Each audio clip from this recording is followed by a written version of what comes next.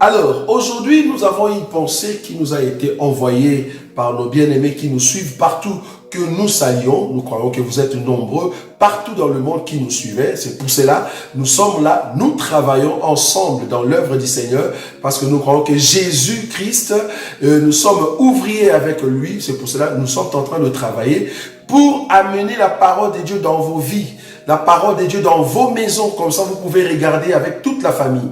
Ce que nous avons compris dans cet évangile est que quand il y a une pensée biblique, vous pouvez toujours le mettre sur une table pour les familles chrétiennes. Vous réfléchissez ensemble avec l'aide de la parole de Dieu et vous amenez la réponse. C'est comme ça que vous allez grandir.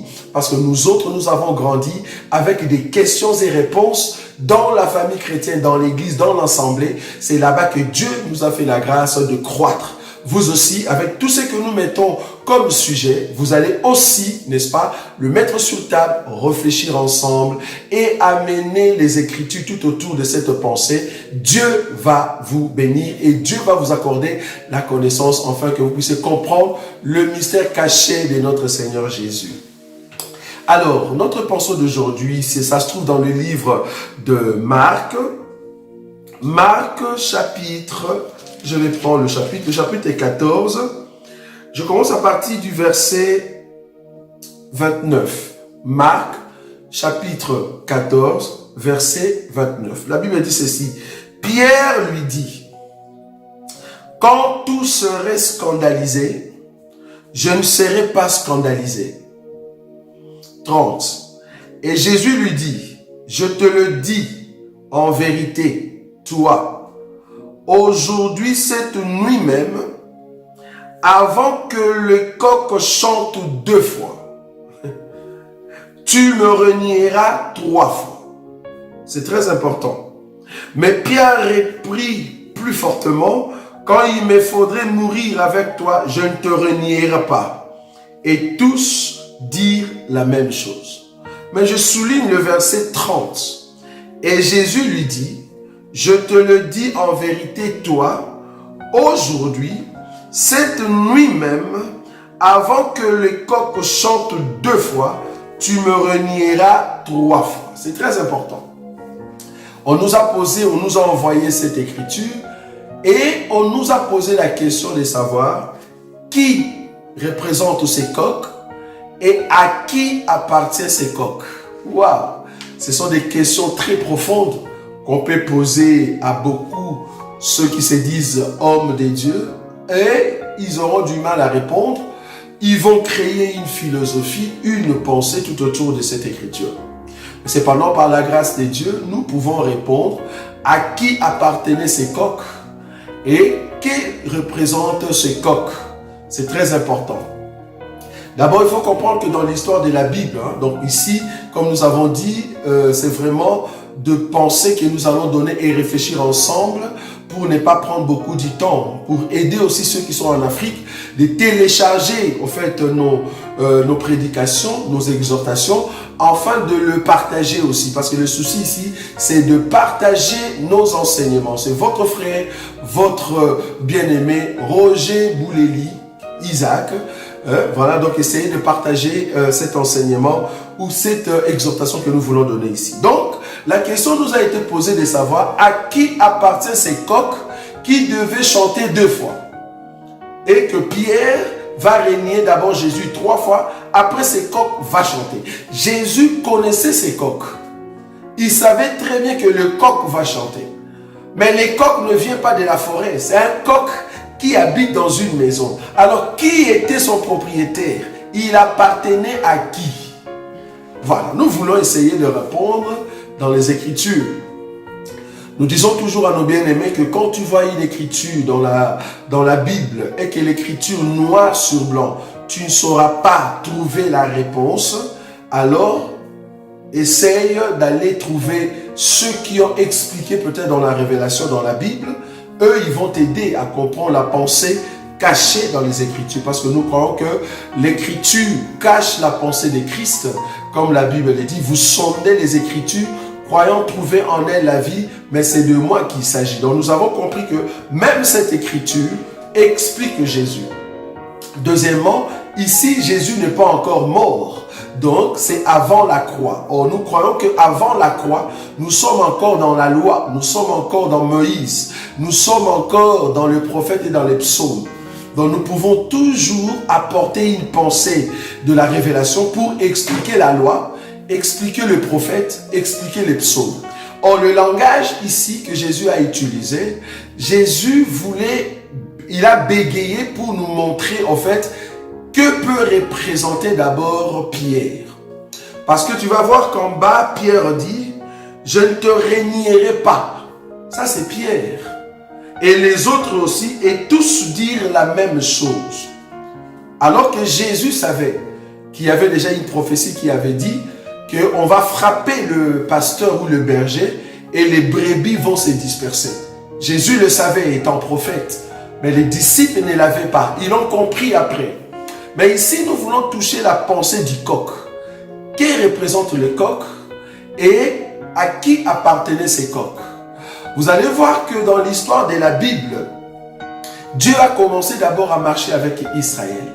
Israël était au fait la femme, l'épouse que Dieu a aimée sur terre, dans l'alliance sur terre. Dieu l'a aimé, Dieu a marché avec Israël, il lui a donné des commandements, c'était le matin comme la Bible le dit, c'est-à-dire Dieu va parler à Israël en passant par les prophètes. Il a envoyé Moïse qui a amené la loi et il a envoyé des prophètes et par des psaumes, il expliquait au fait ce qu'il était, bien que Israël ne comprenait pas.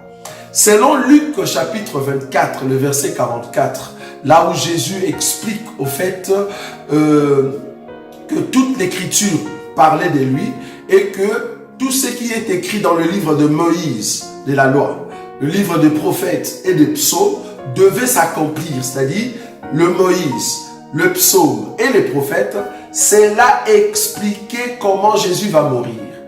Donc, le trois temps, le trois moments qui expliquent au fait comment Jésus va mourir, cela n'est rien d'autre que le temps qu'Israël a pris depuis, nous disons, depuis Adam jusqu'à la croix. Donc, d'Adam à la croix, nous avons aussi trois au fait moments où Dieu a essayé de parler avec Israël. C'est-à-dire, il a parlé avec Israël par la loi, il a parlé avec Israël par le prophète et par les psaumes. Les trois moments représentent en fait un temps où Israël écoutait Dieu. Mais vous allez remarquer que Israël, bien qu'il a écouté Dieu, mais il n'a pas respecté.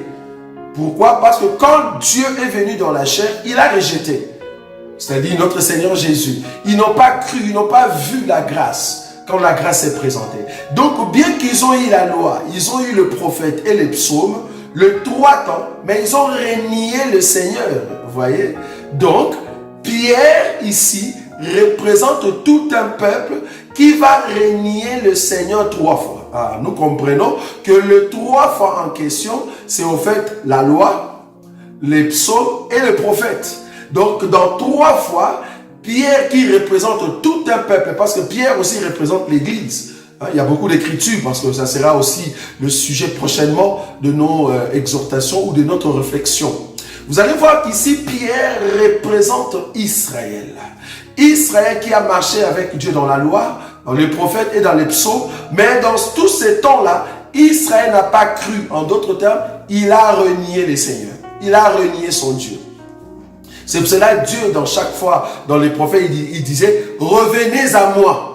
Et je vais vous pardonner. Donc, parce que Israël était dans le péché éloigne une personne de Dieu. Le péché éloigne l'homme de celui qui l'a créé. Donc, Israël, le fait qu'il était parti adorer d'autres dieux, il s'est prostitué, il a renié le Seigneur. Je ne sais pas si vous voyez ça. Donc, Pierre représente Israël qui a renié le Seigneur, qui a renié Dieu trois fois, c'est-à-dire la loi, le prophète et les psaumes.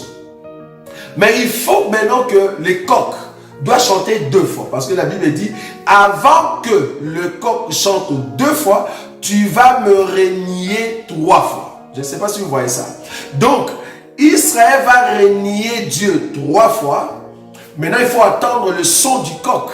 Le coq va chanter deux fois. Or, quand nous disons les coqs, ils chantent très tôt le matin. C'est-à-dire, il annonce l'arrivée du matin. Il annonce qu'il y a un jour qui va commencer. C'est-à-dire, il apporte le réveil. Est-ce que vous voyez ça? Alors, quand est-ce que Israël sera réveillé? En d'autres termes, il va recevoir le son du coq qui va le réveiller. Et les coqs doivent crier 2 fois. En d'autres termes, il y a 2 sons des trompettes. 2 sons du coq. Quand est-ce que le coq va chanter 2 fois? Or, vous comprenez que dans la Bible, depuis Adam jusqu'à la croix, je l'ai dit tout à l'heure, que Israël a marché avec la loi, les prophètes et les psaumes. Les seigneurs en venant, Israël n'a pas cru. Mais cependant, Dieu a dit à tous ceux qui l'ont reçu, il leur a donné le pouvoir de devenir enfants de Dieu, lesquels ne sont nés ni de la volonté de la chair, ni de la volonté de l'homme, mais sont nés de la volonté de Dieu. Nous avons compris que bien qu'Israël a renié Dieu, mais cependant, il y a un temps où Dieu va jeter le regard vers les nations. Il va jeter le regard vers ceux qui vont accepter son enseignement partout dans le monde. À ce moment-là, la face de Dieu était cachée contre Israël. Dieu maintenant va jeter sa face vers les nations. Maintenant, après les temps des nations, la Bible dit, ceux qui vont garder la parole de Dieu, ils iront en enlèvement.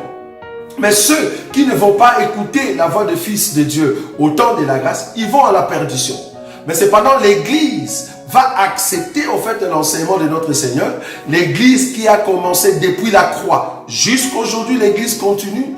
Et bientôt, nous irons à l'enlèvement. L'Église va partir en enlèvement. C'est après les temps des nations, c'est après les temps de la grâce que les deux sons des coqs vont retentir pour réveiller la pensée de Pierre, pour réveiller la pensée d'Israël. En d'autres termes, les 2 prophètes que le livre d'Apocalypse chapitre 11, c'est-à-dire les 2 témoins, les 2 chandeliers, les 2 prophètes, les 2 joints, c'est alors ils vont venir pour prêcher en Israël, afin que Israël puisse se repentir.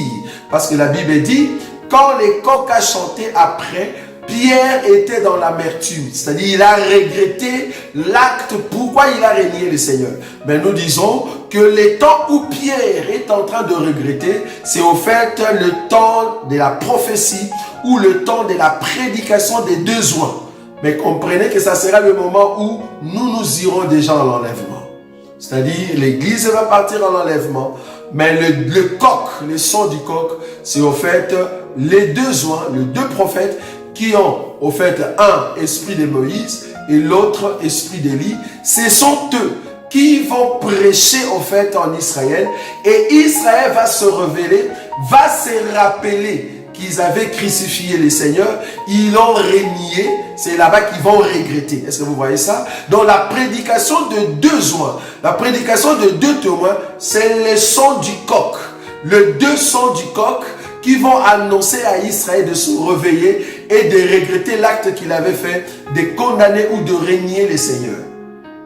Remarquez le même mouvement avec Samson. La Bible dit que Samson, quand Delilah voulait en fait savoir où se trouvait sa force, la Bible dit, Samson a dit 3 fois, entre guillemets le mensonge. Il n'a pas précisé réellement où se trouvait sa force, mais il a fait 3 fois. Est-ce que vous voyez ça? 3 fois Samson a dit, si tu veux connaître ma force, c'est ici. Si tu veux connaître ma force, fais-moi ça. 3 fois. Mais à la 4e fois, son cœur était affaibli.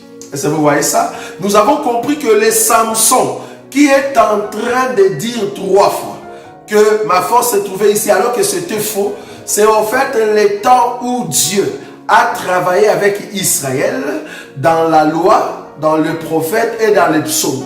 Mais à la 4e génération, à la 4e fois, c'est là-bas que Dieu vient ouvrir son cœur afin de nous donner son cœur. Nous disons que la 4e fois, c'est l'arrivée de notre Seigneur Jésus qui est l'homme selon le cœur de Dieu. Parce que nous croyons que l'homme selon le cœur de Dieu, le véritable, c'est notre Seigneur Jésus. C'est en fait le cœur de Samson qui est ouvert afin de dire à Delilah, si tu coupes mes cheveux, qui était la force, qui était l'onction, le pouvoir, si tu enlèves ça de ma tête et que tu l'as entre tes mains, ça c'est moi qui rajoute, alors je n'aurai plus la force. En d'autres termes, je serai comme tout homme qu'on peut tuer. Parce qu'en réalité, tu ne peux pas me tuer avec le cheveu sur la tête. Ça vous voyez?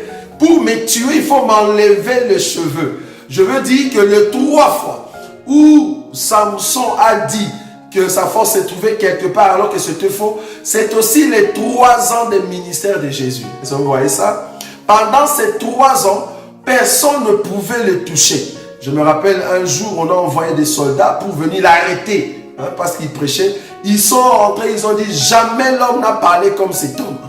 Parce qu'il avait encore les cheveux sur la tête. Est-ce que vous voyez ça? Il faut que les cheveux soient coupés, enlevés. Parce que les cheveux, c'était la force. C'était la puissance qui était en Samson. Maintenant, le jour qu'on a coupé ses cheveux, il était devenu comme tout homme, c'est-à-dire il peut mourir. Vous pouvez le frapper, il n'a plus la force. Or, notre Seigneur Jésus-Christ, après ces 3 ans d'années de ministère, alors il va se laisser comme tout homme, et c'est comme ça qu'à la croix, on a enlevé ses cheveux, c'est-à-dire l'esprit qui les dirigeait, l'onction. C'est pour ça que Jésus, quand il a vu ses cheveux partir, il va crier, mon Père, pourquoi m'as-tu abandonné? Nous comprenons que le Père n'est rien d'autre que les cheveux. Est-ce que vous voyez ça? Le cheveu, c'est la force, c'est l'onction, la puissance qui était en Samson. En Jésus, c'était le Père. Le Père va quitter pour que le Fils meure à la croix. Donc le cheveu va quitter la tête de Samson pour qu'on puisse venir l'arrêter et le mettre en prison. Mais cependant, remarquez une chose, les cheveux est resté entre les mains de Delilah. Est-ce que vous voyez ça? Parce que c'est Delilah qui coupe les cheveux et c'est lui qui garde les cheveux. En d'autres termes, la force de Samson était entre les mains de Delilah, qui n'est rien d'autre qu'aujourd'hui l'Église. L'Église, aujourd'hui, nous avons l'onction. Nous avons la puissance du Père. Nous avons l'esprit supérieur. Nous les gardons avec nous. C'est pour cela, c'est un gage. Parce que le Seigneur viendra pour reprendre ceux qui possèdent l'onction, ceux qui possèdent le cheveu. C'est comme ça qu'il va nous prendre pour rentrer à la maison, c'est-à-dire dans le royaume. Donc nous avons compris que le 3 moments de reniement de Pierre n'est rien d'autre que les 3 temps qu'Israël a marché avec Dieu, mais il a renié le Seigneur. Il a au fait vécu dans le moment de mensonge et Dieu, en la 4e génération, va jeter les regards vers Delilah, vers une nation. Mais cependant, après les temps des nations, il y aura l'enlèvement. Alors Dieu va se souvenir d'Israël, va se souvenir de son peuple, qu'il a fait alliance avec Abraham. Et c'est là-bas qu'il va envoyer les 2 sons du coq, les 2 joints, les 2 prophètes, les 2 témoins, afin que les 2 témoins prêchent Israël. C'est comme ça que les 144 000 seront scellés pour qu'ils participent au royaume que nous appelons le royaume des milléniums. Voilà la pensée d'aujourd'hui. Nous croyons que vous êtes nombreux à nous suivre. Ce sont des séries comme ça que nous allons commencer à vous donner afin de croître. Vous qui aimez la parole, vous qui aimez la sagesse de Salomon, nous croyons que ces choses, vous allez, n'est-ce pas, cultiver cela et vous allez beaucoup apprendre avec nous. Abonnez-vous, abonnez-vous, abonnez-vous sur notre site, sur notre adresse YouTube, Roger Buleli. Abonnez-vous, entrez là-bas massivement, partagez cette adresse pour qu'il y ait des bien-aimés qui aiment des émissions en français et en lingala, en fait qu'ils viennent pour qu'on puisse prêcher Jésus parce que c'est notre Seigneur. C'était votre frère Roger Buleli Isaac. Nous allons encore nous rencontrer prochainement. Ciao, ciao, que Dieu vous bénisse. Merci.